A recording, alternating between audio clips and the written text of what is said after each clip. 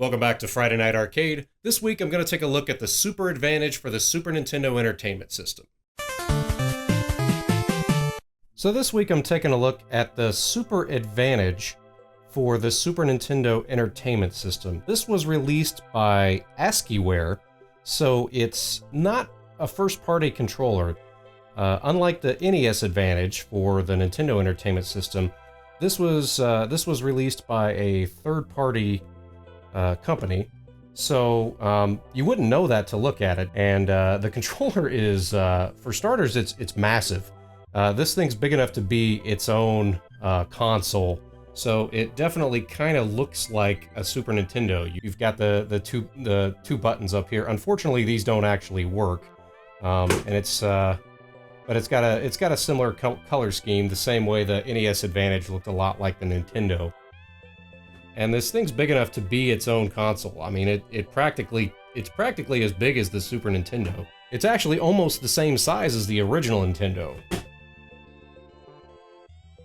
And just like the original NES Advantage, it's got all sorts of additional options for your buttons. There's a slow motion button, which, if you're not familiar how that works, the slow motion buttons on these controllers from the older consoles, what they would do is it would basically be the equivalent of pushing the start button over and over again like this.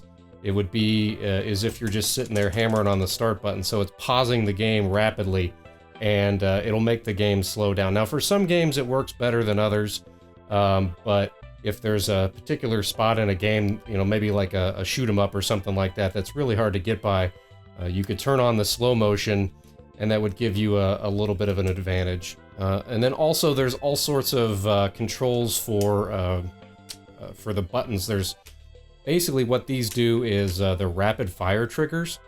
On the original NES Advantage, there was they had these knobs that you could use, and you could just adjust these, turn them on and off with these buttons, and then and basically what this would do is control how fast the rapid fire is working. So if you have this enabled, you can just hold down the button and it's like rapid fire mode, and then you can control how fast the rapid fire is going. If you've got it turned all the way up, it's, you know, going really fast. If you've got it turned all the way down, it's maybe just kind of a steady, kind of like that.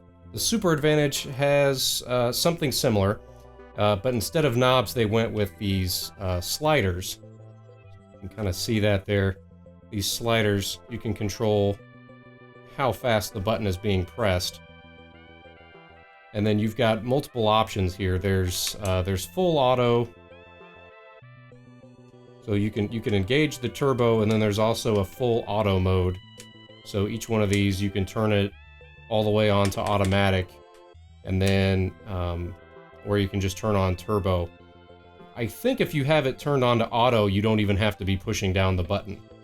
That's my understanding of it. We're going to test this out in a little bit. I don't have a manual for this, but my understanding is that if you have it turned all the way to auto, you could feasibly just be playing the game without actually pushing the button, and then just, you know, have your auto slider turned all the way up, and it's like you're hammering on the fire button. So maybe if you're playing Gradius III or something like that.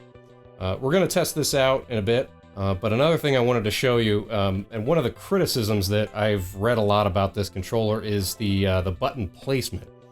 A lot of people weren't happy with the way the buttons are placed on this. So here you've got the standard, these are the four main buttons that come on the controller.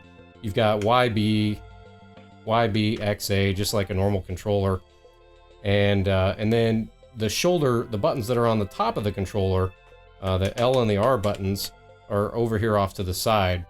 I think most people, for fighting games especially, would have rather just had 3 buttons all the way across each row, rather than having 4 down here and 2 up here. We're going to try this out. I've never gotten a chance to actually use one of these, so I can't say for sure myself if that's going to be annoying or not. But if you're definitely wanting to go with kind of an arcade setup, and you're wanting to use this controller, I could see why that would be a criticism of it. You also do have a slider for the slow motion button. So they really just put a wealth of options on here. It's pretty, it's kind of overkill. The only thing that would be even better is if these buttons actually turned the power on and off for the console and you could reset it. That would be special, but for now, this is what we've got. Now, I told you we're going to test this controller out in a bit, but one thing that I'm noticing is that, first of all, this thing is just filthy. When my wife and I moved into our new house, there was a whole treasure trove of old video game stuff in the basement, and this was one of the things that I found, and I was really excited to find it. I've never actually seen one of these in person before. I'd only seen pictures of it.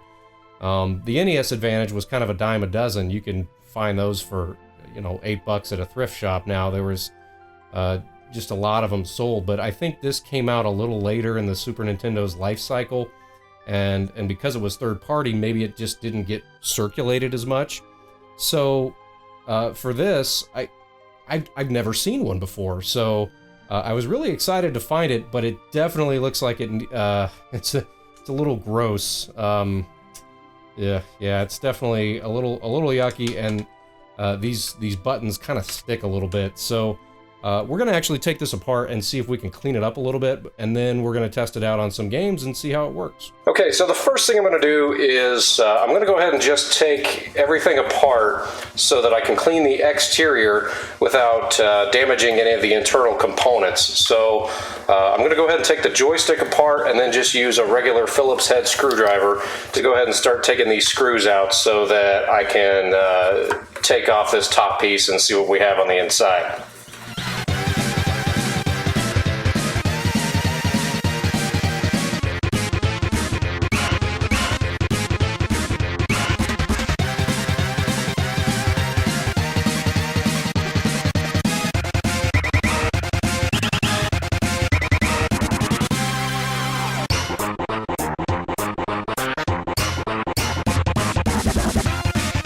Okay, so now that I got all the screws out, I can go ahead and take this top piece off. And I'm just going to kind of do this very carefully because I don't want all of these little buttons and switches to fall out the back side.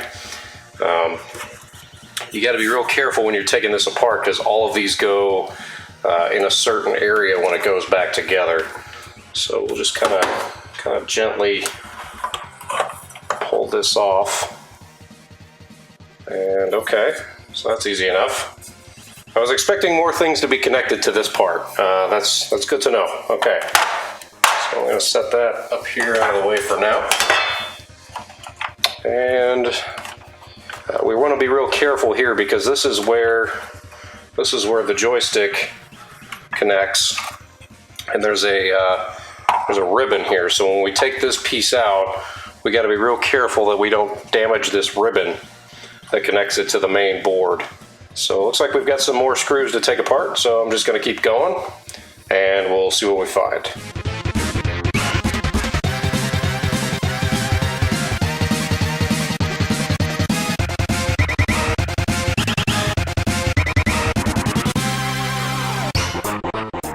So this little piece comes out, and it looks like there's just a couple of little kind of plastic pins that stick up from here, and they go in these two little holes right here. So there's really only one way to put it back in there, and that's good, so that when you go to put all this back together, it's pretty straightforward how it all comes apart and goes back together again. And then this little piece just comes out, and this is where the arcade stick goes. It kind of just goes in here, and we can see the little rubber contacts where that connects, and they do look a little dirty, so we definitely got a little bit of work to do there. So we'll just keep going and see what we can find.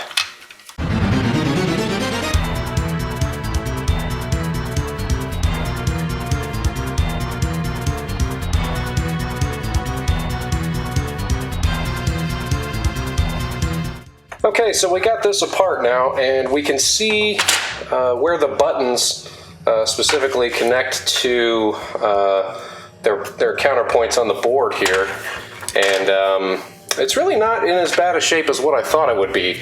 There's a little bit of scuffling on here.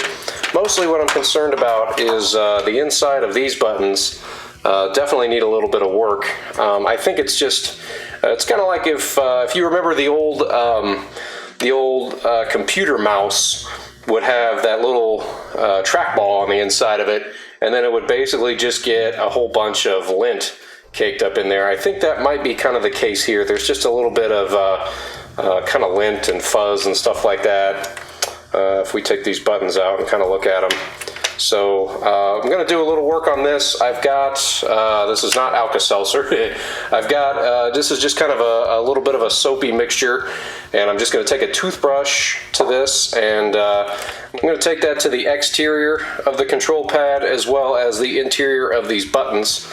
You don't want to use rubbing alcohol with these little rubber pieces like this. Rubbing alcohol works good in extreme situations, but rubbing alcohol can actually damage the plastic, and rubbing alcohol specifically, if it's left on these little rubber pieces for a long period of time, it can actually start to eat away at it, and that's the last thing you want, because that's gonna damage the connectivity that it's gonna have with the board. So we're gonna start gentle with just kind of a little soapy mixture. It's just a little dish soap and water, so we'll start with that, and then we'll use a toothbrush and some Q-tips, and we'll see how that goes.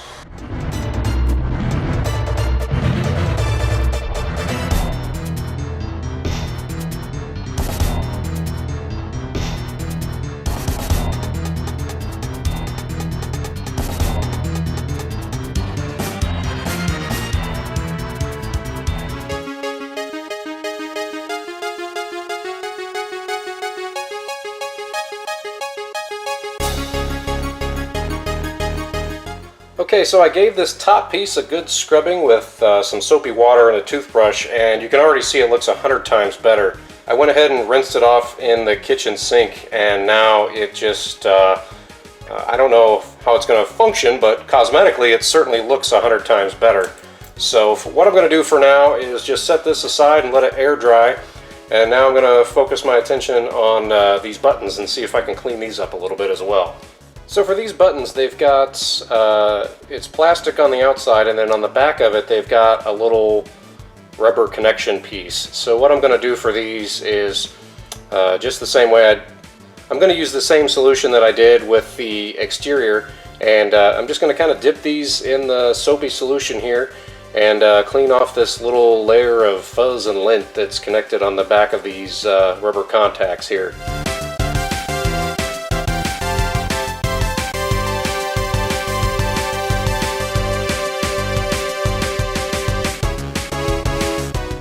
And once I'm done cleaning these off with the soapy water, I'm just going to dip it in a glass of clean water to rinse it off. So I cleaned off the arcade stick, and the inside of it already looks 100 times better.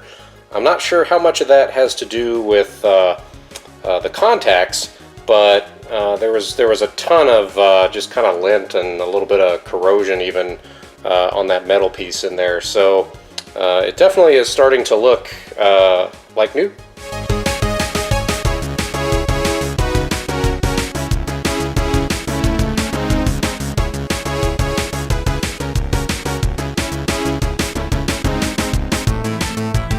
Now that I've got all these pieces cleaned the way I want to, I'm going to set them aside for a little bit and just let them air dry before I put everything back together. So while those are air drying, I'm going to turn my attention to the circuitry and board components of the interior of the controller. So this piece is the interior, where this is where the buttons connect to all of the little areas on the board, and then this is the portion where this portion here with these little rubber connector points, this is where the joystick would rest. So I don't know if you can see it very well on the video, but there is just a little bit of scuffling here. I'm not sure, maybe something was spilt on this controller at one point or another, but there's definitely just a little bit of scoring here, and maybe just a little bit of buildup from something. I don't know if it's just lint over time, or if maybe something got spilt on this at some point. So what I'm going to use is, first I'm going to clean this portion, and then I'm going to worry about the portion where the joystick rests what I'm going to use here is basically just kind of an alcohol mix. I'm just going to kind of use a little bit of isopropyl alcohol on this and a Q-tip and just kind of go over it real gently just to kind of get some of that off and kind of buff that out a little bit.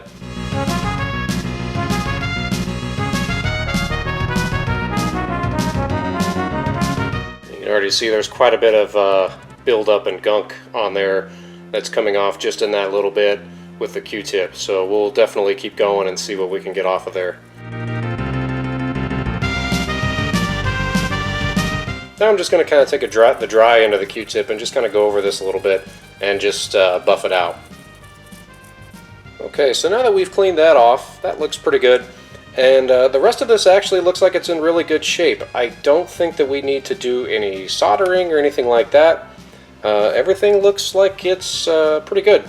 So what I'm going to do now, the switch looks okay. This is the slow motion switch. It looks like it's in pretty good shape. So now I'm going to turn my attention to these rubber contacts where the arcade stick rests. For this, I'm just going to kind of very carefully go over this with the Q-tip and the soapy water. I'm going to kind of do it very carefully so as to not get water down around the sides and on the board. I kind of want to just don't think that these come off. Yeah, these. Oh, no, maybe they do. Okay, yeah. Okay, so these actually do come out.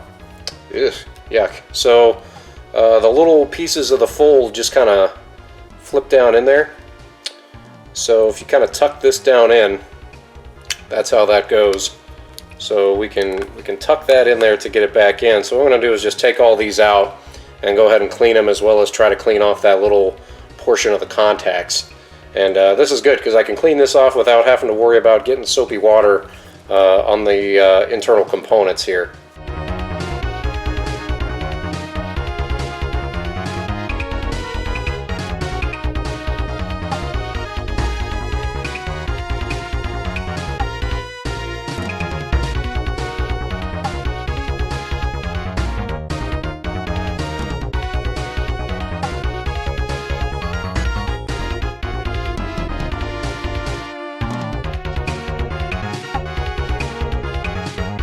So at this point, everything has had a chance to dry overnight, and now it's just time to put all this back together and see how it works.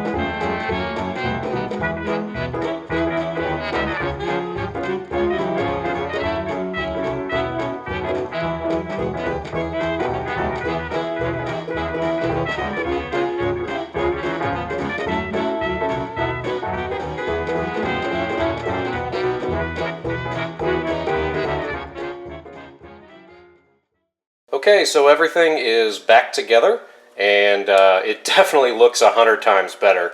And I think I got everything back together the right way. Everything seems to be functioning as it should, and the buttons don't seem to stick nearly as bad as they did. In fact, they're not sticking at all now. So cleaning the contacts definitely helped out a lot. Everything looks good, so now it's time to test it out and see how it works. First up, Super Mario World. I've never really been a fan of using controllers like this for platformer games like Super Mario World. I always feel like the regular small controller just feels right for a game like this as opposed to using an arcade stick, but it's responsive and it gets the job done if that's something you want to try.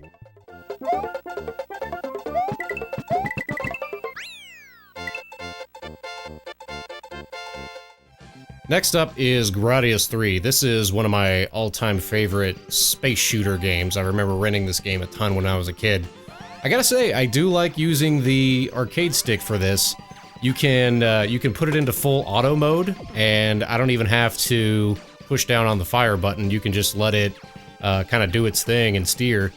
This game has rapid fire anyway whenever you hold down the fire button, so you don't really need to use the sliders for anything.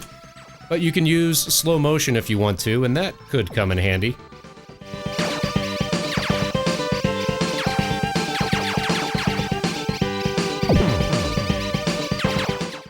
Wing Commander. This is one of my all-time favorite Super Nintendo games. It's a 3D combat space simulator. I think I actually like using this controller for the game. I'm not sure if I'd want to play through the whole game like this, but having the arcade stick to control the 3D movements of your space fighter is a lot of fun, and it's actually very precise. The rapid fire features of the controller aren't really applicable, and I find myself still wanting to just control the firing mechanism in real time, but this is a lot of fun, and I could see where this would get very addictive. I think this is a lot closer to what the developers were trying to accomplish, especially considering the game was originally meant for a PC, and you'd probably be using a PC flight stick in order to play it if you were playing on computer.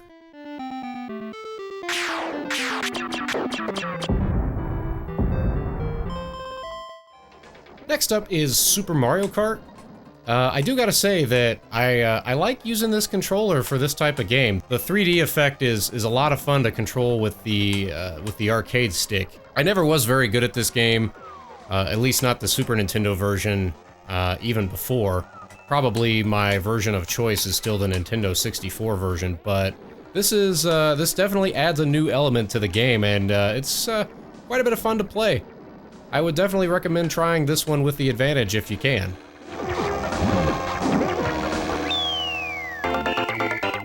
Star Fox for Super Nintendo. I actually like using the controller on this a lot. The controls on this game were always a little wonky, so the precise movements of the SNES Advantage control stick are actually really helpful. I also like turning on the auto fire mode, and then you can just sit back and steer through the level. The only time you have to be careful with it is if you're trying to bail out Slippy. Otherwise though, this is a lot of fun. I also like the placement of the buttons for this. Having the shoulder buttons on the left and right actually makes a lot of sense for this game, and it lets you roll left or roll right very easily.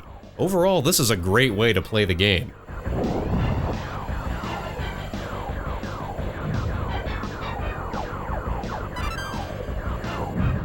Next up is Desert Strike. This is a lot of fun to play with the Super Advantage. Controlling your helicopter takes a little getting used to because you have to turn left or right and then throttle forward or backward. But once you get the hang of it, it's actually a lot of fun using the arcade-style controller. The only thing that's not really applicable here is the rapid fire. Since your helicopter does have limited ammunition, you're going to want to stick to manual mode for firing for this one. But this is a lot of fun, and I could definitely see playing through the whole game this way.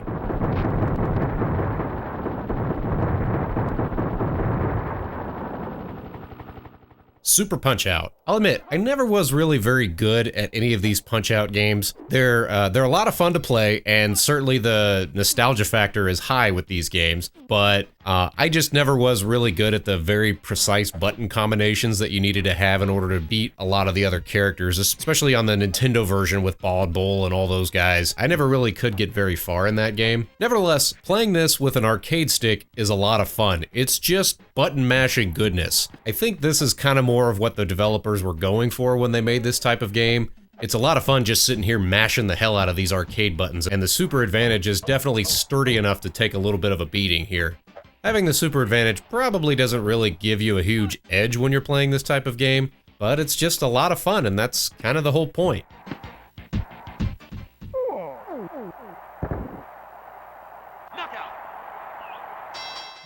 F-Zero. This game is pretty much the poster child for Mode 7 3D graphics on the Super Nintendo. I'll admit, I didn't play this game very often when I was actually a kid growing up with the Super Nintendo. This was one that I didn't own, and it seemed like it was just never in at the movie store where I used to rent games. So I'll admit, I'm actually not very good at this game, and I have to say that using an arcade-style controller with these 3D Mode 7 graphics actually feels like I'm getting a legitimate advantage. It feels like the controls are a little more tight, especially when I'm steering around narrow curves. I don't really find a need to use the turbo features on this game since you want to have more precise control over your vehicle's acceleration, but the arcade stick is definitely an improvement over the D-pad for steering. I have to say, I like this a lot.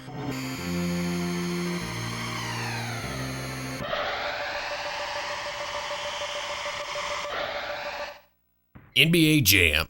Now there's an arcade game that everybody's probably played at one point or another. I'll admit though, I played this game in the arcade, but I'm more familiar with actually playing it on the Super Nintendo. So for me, playing this with an arcade-style controller actually feels a little foreign. I'm more used to playing this with the regular Super Nintendo controller, and although this is fun, I think I'd actually prefer the regular controller over the arcade stick. Still though, this is easy to pick up and play, and I could see how it'd probably be a lot of fun if you had 2 of these and then had a couple of friends over for an NBA Jam marathon. So for me, I'd say this controller's not bad for this game, but I'd stick to the original. However, if you were used to playing this in the arcade, you might actually like the Super Advantage, whatever works best for you.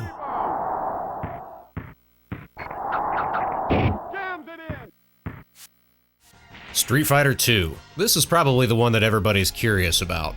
For me, I'm used to playing this game at home and not in the arcade, so I'm actually more used to using the Super Nintendo controller as opposed to an arcade stick. My biggest complaint with these types of games in general when playing with an arcade stick is that I can never really get the special moves to work right. It's a lot more precise when you're using the D-pad to try to pull off your character's special moves. So for me, that's kind of a deal breaker when using this type of controller for a fighting game. I also have to say that the button placement probably isn't optimal for this type of game, and I could see why that would be a complaint. These types of games are usually separated into 3 types of punches and 3 types of kicks. So having 2 buttons on the top row and 4 buttons on the bottom row is a little confusing. You can kind of draw a line between the 2 sets of 3 buttons in your mind and know that the punch buttons are going to be on the left and the kick buttons are going to be on the right, but it's still a little awkward when you're in the middle of combat, trying to remember which is which. I'm sure with a little practice I could probably get used to it, but I think I just like the controller better. I like being able to use the controller to pull off the special moves, and frankly the controls feel a little loose for this type of game. I'm not sure if that's an issue with this game specifically or with this controller, but it's just something I noticed while I was playing. I'm not really sure how I'd use the turbo feature on this game either. One thing you can do is if you're playing as Blanca, one of his special moves is if you just rapidly attack, he'll stand there and charge like a bolt of lightning. And anytime the other character touches you, he takes damage. So theoretically, you could sit here and put it in full auto mode, crank the slider all the way to the right, and then just not even touch the controller. It's a little cheeky, but it's an option. So overall, for using the Super Advantage on Street Fighter II, I'd have to say thumbs down, maybe thumbs in the middle. It's alright, and if you're used to playing this game in the arcade, you might have a little better luck with it, but it's just not for me. Mrs. Pac-Man, an arcade classic with an arcade controller. This just feels right. If you don't have an arcade nearby or the money to buy an arcade cabinet, this is probably one of the best ways to play this game in the modern era. What can you say? It's Miss Pac-Man. This is just the way the game's supposed to be played.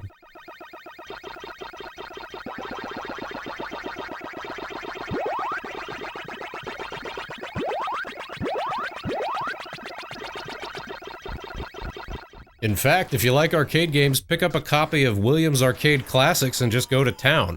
This is awesome. It definitely feels like being back in the arcade again. Defender, Joust, Robotron. This is definitely one of the best way to play some of these arcade classics.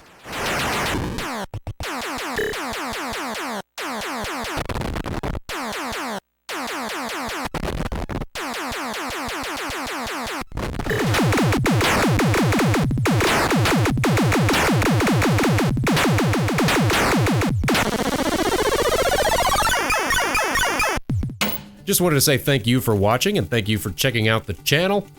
If you enjoyed this, feel free to like the video and you can also subscribe for all of our other retro gaming goodies. Thanks for watching, everybody, and we'll see you next time on Friday Night Arcade.